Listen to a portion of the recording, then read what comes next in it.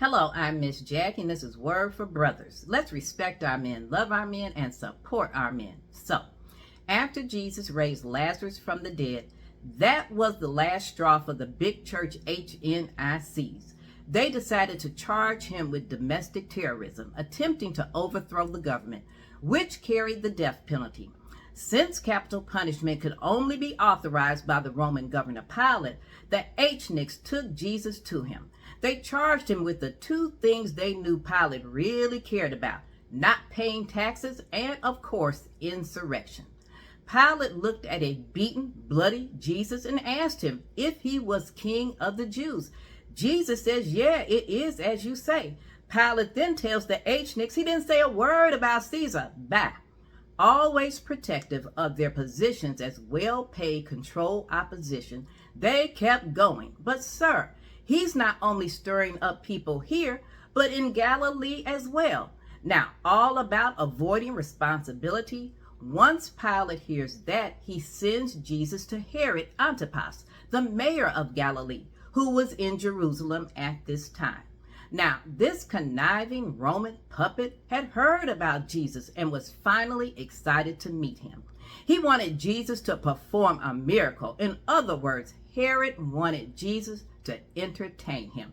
He couldn't care less about understanding Jesus' miracles of healing, let alone raising people from the dead, liberating mind, body, and spirit.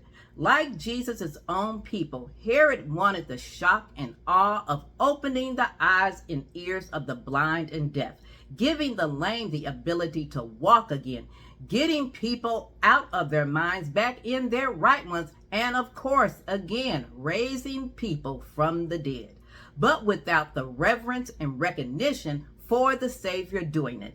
And by the way, the HNICs knew exactly who Jesus was, but dared not admit it, strictly for self-serving reasons. Anyway, Jesus just stands there, not saying a word, as Herod keeps asking him questions. Jesus is probably thinking, "Man, who you talking to? I don't perform, I create." Not content, but beyond any and everything you could ever imagine. After making fun and calling him out of his name with Jesus still on mute, Herod finally sends them all back to Pilate. Herod probably thought Jesus missed out, not too smart. I could have saved him, made things easy for him with Pilate. But Herod wouldn't understand that the Alpha and Omega never, ever entertains disrespect. And let us uplift and praise our men made in his image. They don't live for show, but significance in living out his purpose for their lives. See ya next time.